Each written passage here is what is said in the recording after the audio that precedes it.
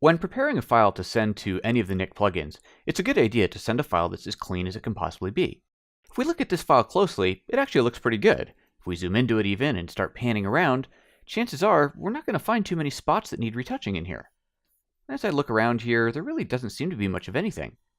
So I'm going to go ahead and zoom out and just open this up in one of my favorite plugins, Silver Effects Pro 2.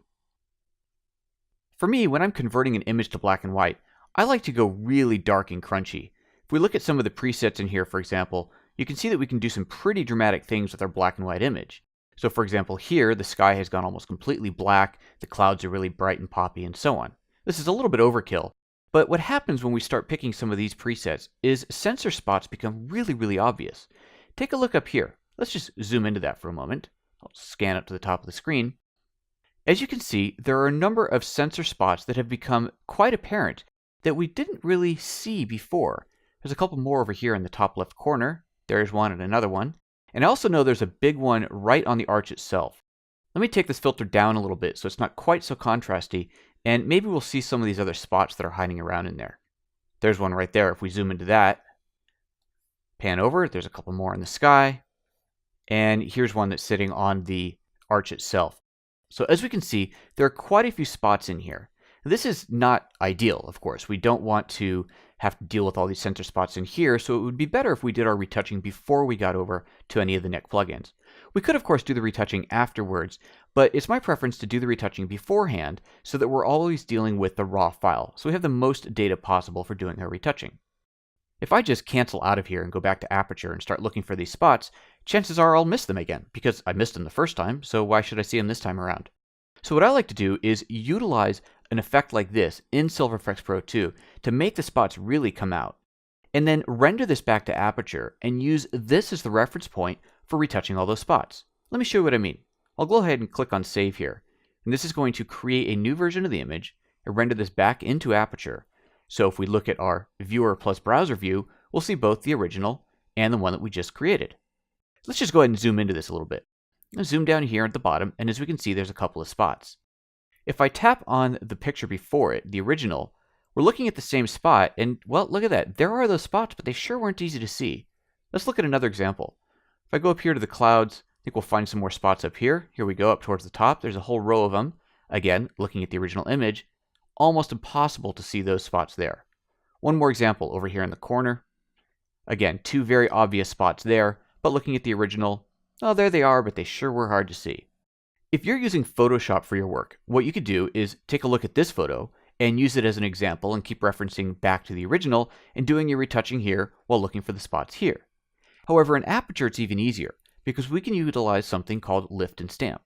Lift and Stamp allows me to take any adjustment applied to this image, lift it or copy it off of this one, and then stamp it or paste it onto another. Let me show you what I mean. Let's go into the Viewer Only mode so that I have a little bit more space, and I'll get my retouching brush from here. And I also want to make this brush a little bit smaller. You can see it's quite large here for the spots that we'll be dealing with.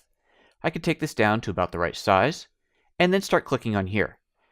I'm currently using a Wacom pen tablet, and I really like using these for a lot of my work in Aperture. But when it comes to retouching, I don't want a pressure-sensitive brush applying to the retouching on here. What I really want is just one single solid click on there. So when I'm going to do my retouching work, I usually revert to using a mouse or a trackpad. Let me just undo the retouch that I just added, and I'll switch to my trackpad here, and now just start going over the image and clicking just one little click or tap to retouch the spots that I want to get rid of. This allows me to apply a 100% strength tap no matter where I go. There we can see we got rid of those spots. Let's go to the ones down at the bottom there. They were pretty obvious.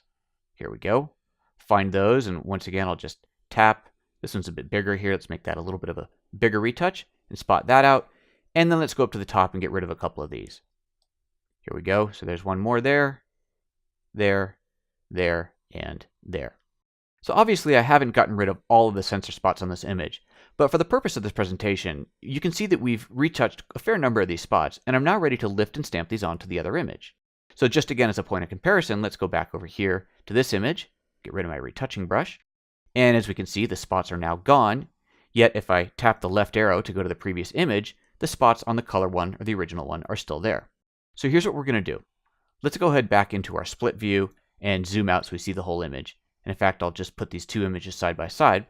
And now what I want to do is just lift and stamp the effects from this photo and stamp them onto this one. To do that, click on the lift icon here.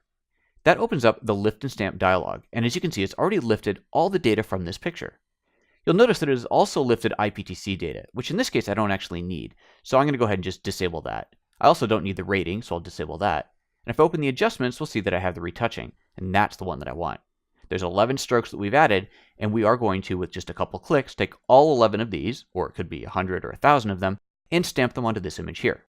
So it's already lifted, so now all we have to do is click on the target image, and then click on Stamp Selected Images. You'll want to take special note of this drop down here, whether it says Add or Replace. If I choose Replace, it'll replace any other adjustments that I may already have on that image, which is probably not what you want to do at this stage. So make sure that you have it set to Add, so it adds this retouching without removing any other adjustments that you already may have applied. So that's all set up. I simply click on Stamp Selected Images, and we'll close out the Lift and Stamp dialog box.